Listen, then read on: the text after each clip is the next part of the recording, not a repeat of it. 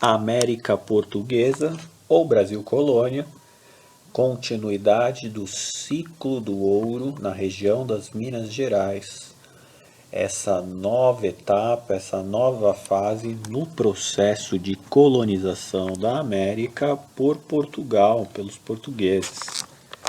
É isso mesmo, gente. Na aula passada nós vimos de forma introdutória o processo de interiorização da colonização portuguesa em direção a essa região que hoje a gente chama das Minas Gerais, né? E por que que isso ocorreu? Nós vimos na aula passada que essa interiorização da colonização, saindo do litoral em direção ao centro, ela está intimamente ligado ao declínio econômico da região do açúcar do Nordeste brasileiro. É isso mesmo.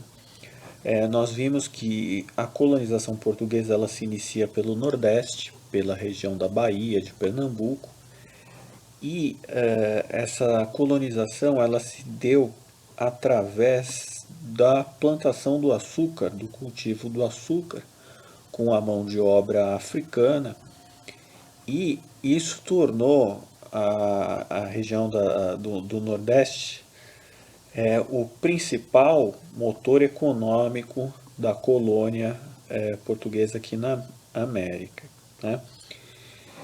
Nós vimos também que após a invasão dos holandeses, né, essa região ela ficou sob domínio da Holanda, que não só se apossou dos engenhos de açúcar, mas que também se apossou do comércio de escravos, né? Esse comércio de escravos que conectava a costa africana com a costa brasileira, né? E esse tráfico de pessoas ele era explorado por comerciantes, né, portugueses. Pois bem, nós vimos também a guerra contra os holandeses, né, de Portugal contra a Holanda, e vimos que após a expulsão dos holandeses, o cultivo do açúcar, as técnicas do cultivo do açúcar foram levadas para a região do Caribe pelos holandeses, e lá eles começaram a cultivar um açúcar de melhor qualidade e com um melhor preço do que o açúcar aqui do Nordeste. Isso vai gerar um empobrecimento da colônia, tá? E com esse empobrecimento nós vimos que alguns engenhos menores vão fechar, enquanto os engenhos grandes vão continuar produzindo açúcar, claro, né, até durante muito tempo, mas os senhores de pequenas propriedades de terra, eles vão empobrecer. E aqui na região sul, já havia poucos engenhos, né? Alguns aqui na província de São Vicente, e o empobrecimento vai ser maior ainda. E vai ser maior ainda, e para piorar, na cabeça dos colonizadores, aqui na região sul não vai haver fluxo de africanos escravizados. Então a mão de obra aqui vai ficar totalmente dependente, tá? Ou do trabalho por conta própria desses colonos portugueses, né? Que agora já estão tendo seus filhos aqui, já estão deixando seus descendentes nascidos aqui, né? Ou eles vão sair para capturar e escravizar indígenas, né? E aí vimos que esse processo de empobrecimento e de busca por mão de obra indígena, ele vem somado também à busca por uma riqueza que é o ouro, a prata ou o diamante, metais preciosos, né? Uma vez que na parte espanhola da América já havia se encontrado ouro, prata, por que não haveria de ter aqui, né? Então essa a interrogação, e essa é a motivação que leva esses colonos empobrecidos a adentrarem aos interiores aí da América, mesmo tendo que enfrentar tribos indígenas, mesmo tendo que explorar um território com animais desconhecidos, com caminhos desconhecidos, né? Então, esse movimento ele ficou conhecido como o movimento bandeirante, né? Esse movimento bandeirante. Nós vimos na aula passada, né, que há duas formas. Um movimento que parte de uma iniciativa particular e outro movimento de interiorização que é financiado pela coroa portuguesa, né, pelo Estado português. E vimos também que há expedições que eram patrocinadas pelos senhores do engenho especificamente para a captura de escravos fugidos, né?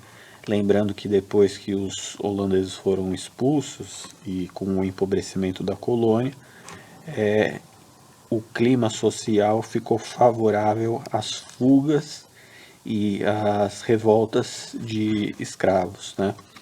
Então formaram-se muitos quilombos e alguns senhores contratavam jagunços para capturar esses escravos fugidos, tá? Bem, isso a gente viu na aula passada. A gente viu também alguns mapas, né, mostrando a movimentação por dentro desse interior, né, do Raposo Tavares, né, e outras, tá? E vimos também que a partir de 1698 se encontrou o ouro, né, se encontrou pepitas de ouro, e vai iniciar-se um processo enorme de migração de pessoas vindas de Portugal, né, motivadas a buscar encontrar essa riqueza por aí e enriquecer, né, enriquecer, fazer a vida.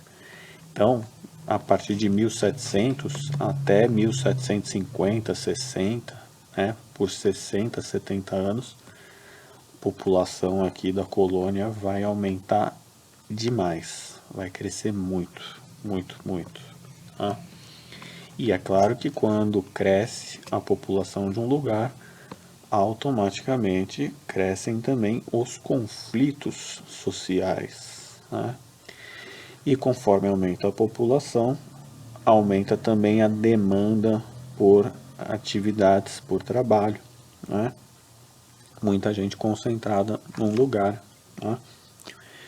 E nós vimos também, começamos a ver, né, como é que a coroa portuguesa, como é que o Estado português vai começar a pensar a melhor forma de administrar essa região muito potencialmente rica, né? Então, como é que vai funcionar a administração das Minas Gerais, né? Controle da exploração das minas por Portugal. A primeira coisa que vai acontecer vai ser a criação de uma intendência, né? O que é uma intendência? É um órgão administrativo da coroa portuguesa responsável pela distribuição de pequenas, médias ou grandes porções de terras chamadas de datas ou lotes de terra, tá, para a exploração desse ouro. A Intendência das Minas Gerais também vai ser responsável pela fiscalização da atividade mineradora dentro dessas datas, né? Então, ela vai cobrar impostos, por exemplo, ela vai controlar a entrada e saída de alimentos, né, dentro dessas regiões, né? A intendência ela vai também julgar questões referentes ao desenvolvimento das atividades, vai ter um funcionário lá que vai controlar quanto é que você tá explorando aí, quanto é que você conseguiu encontrar de ouro, né? O que está entrando, o que está saindo, quem está morando aí, né? Quem é que está trabalhando, quantos escravos. Né? A intendência faz esse controle administrativo e ela cobra os impostos, tá? 20%, por exemplo, né? Do ouro extraído dentro dessas datas, né? O chamado quinto, um quinto ou 20%, tá? Vamos olhar aqui uma fotinho da Intendência das Minas Gerais na cidade de Mariana, olha só. Essa arquitetura aqui é a típica arquitetura portuguesa, né, do século XVIII. Né? Você vê isso aqui em cidades, várias cidades históricas aí do Brasil. Você vê também em cidades históricas onde os portugueses estiveram, né? Na Índia, você vê um pouco dessa arquitetura em algumas regiões, na África, né? Olha só, ela é um quadradão aqui, né? E tem essa varanda aqui, né? Com essas portas, tá? Região, hoje isso aqui é tombado historicamente, né? Tem um órgão, né? Que é federal e que deve zelar por esse patrimônio histórico. Olha aqui a intendência de Sabará, né? A casa de fundição de Sabará, que é onde o ouro vai ser fundido, né? Então, olha só, as casas de fundição, né? Que é o outro órgão. Primeiro a intendência, esse aqui é a casa de fundição.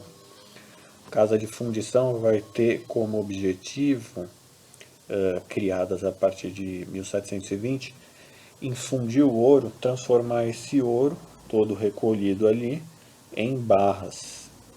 E uma vez que esse ouro era transformado em barras, ele recebia o selo real, né?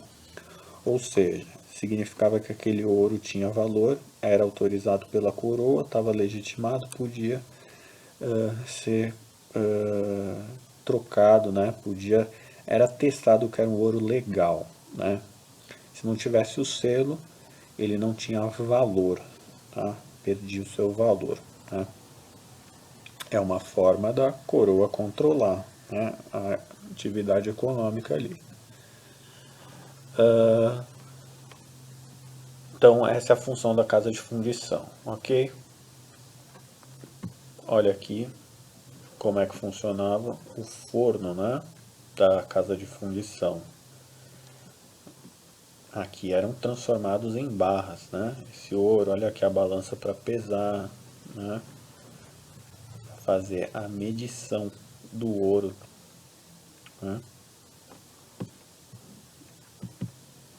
Olha aqui a barra, né? Aqui já é a barra do ouro, já com selo e tudo mais, né? Número, né? Todo o controle aqui, tá? A revolta de Vila Rica, gente, foi uma revolta que está intimamente ligada a essas casas de fundição que eu acabei de falar, tá? O objetivo da casa de fundição era justamente, ele representava o controle de Portugal, do rei de Portugal, sobre a atividade mineradora, né? E quem trabalhava nessas intendências e nessas casas de fundição eram funcionários da burocracia da administração portuguesa vindos de Portugal, portugueses, né? E com o passar do tempo, os trabalhadores, os mineradores aqui da região das Minas, eles começaram a perceber que o Portugal havia criado uma estrutura tão grande para controlar essa atividade aurífera, e essas casas de fundição muitas vezes haviam se tornado lugares em que se fazia muita atividade ilegal.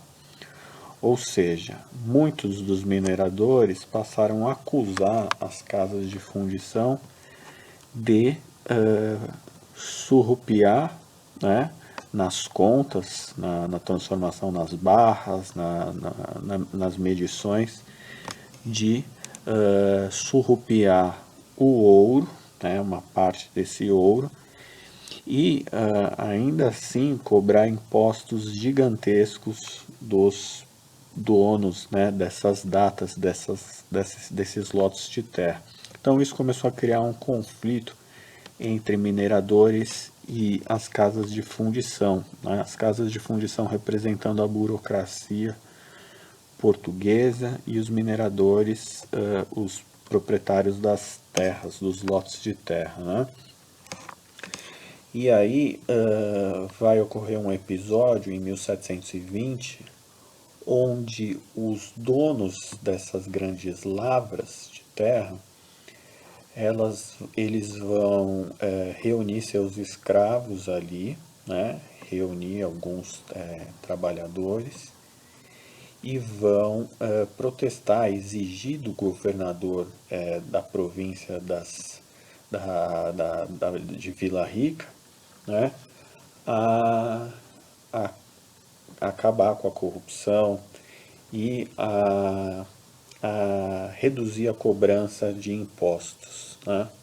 E isso vai gerar um conflito, vai gerar uma revolta, vai gerar uma guerra civil ali, digamos, né?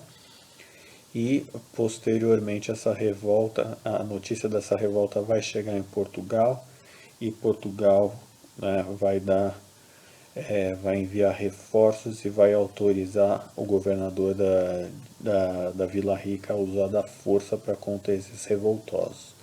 E vai ser um massacre, e a vitória no final das contas vai ser, tá? Vai ser dos funcionários das casas de fundição, né? Dos representantes do poder da coroa portuguesa, né? Então, essa revolta, ela tem um significado porque ela mostra que começa a ter uma divergência de interesses entre o Estado português, né, e também os mineradores daqui da região das Minas Gerais, né? Então começa a ter aí um primeiro conflito de interesses, né, entre portugueses e os mineradores daqui, os nativos, tá, e seus trabalhadores, né? Olha só aqui, o santo do pau oco, né? Essa é uma expressão que designa uma atividade que era muito comum nessa região das Minas Gerais, né? Porque com tanto ouro que estava sendo encontrado, começou a ocorrer uma atividade ilegal de tráfico de ouro, né, por debaixo dos panos para fugir do controle da coroa portuguesa. E uma das formas que esses traficantes encontraram foi criar esses santos, né, essas imagens, e por dentro deles criar um esconderijo por dentro deles, né, para que esse ouro pudesse ser alojado aqui no interior, né? E aí, com esse ouro aqui dentro, depois se fechava as costas aqui do santo, né? E alguns religiosos, né, veja só, alguns padres, eles faziam esse tráfico, né? Acabavam levando o ouro dentro desses santos, porque os religiosos, eles estão isentos, né? Eles não passam pelo controle policial, né, alfandegário, durante seu trânsito, durante sua circulação entre regiões, né, e mesmo entre a colônia e Portugal, né. Então, os religiosos eles não passam por esse controle da burocracia da administração, né. Então, vai acontecer, né, muito tráfico através desses santos, né. Por isso que criou-se a expressão Santo do Pau Oco, né, que significa uma atividade ilegal, né, tem essa origem aqui, tá? Avançando, tá? Além do ouro, né, a gente pode também, a partir de 1729, os bandeirantes, eles vão encontrar também diamantes, tá? Um pouco mais a oeste, né, da região de Vila Rica e de Mariana, na região da atual Diamantina, né, no Arraial do Tijuco, a partir de 1729. E ali também vai ser criada, né, a coroa portuguesa vai criar a intendência dos diamantes, né, para ter a mesma função que ela fazia, que ela faz ali na região de Vila Rica e Mariana com o ouro, né.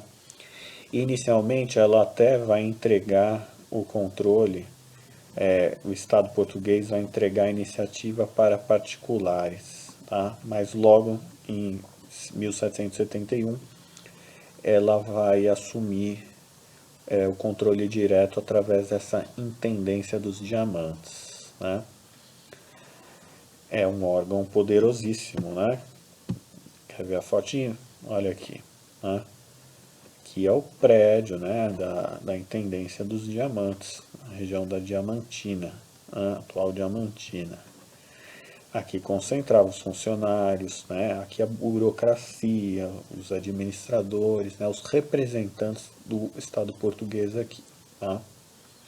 E ali nas regiões afastadas tá lá os proprietários, né, das datas ou dos lotes procurando lá os diamantes com seus escravos, né? Temos outra imagem aqui, né, uma pintura, né, do Carlos Julião, em 1770, onde ele representa o trabalho de lavagem de diamantes, tá? Olha só, quem é que está fazendo o trabalho aqui, né? São os africanos escravizados, né? Ou já os escravos nascidos, né, filhos de escravos nascidos no Brasil aqui, né, são os trabalhadores. E aqui, ó, quem que são esses?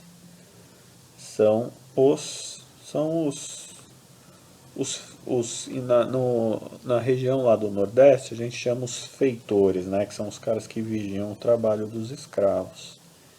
Aqui, né, seriam também os feitores vigiando os trabalhos dos escravos na lavagem do diamante, né? Os representantes dos donos, dos proprietários das terras, das datas, né? Os proprietários não estão aqui. Ok, mais uma imagem, né? Essa imagem não está em muito boa qualidade, né? Mas aqui seriam os diamantes, né, capturados e colocados dentro dessas mulas e sendo levados aqui pelos bandeirantes, né.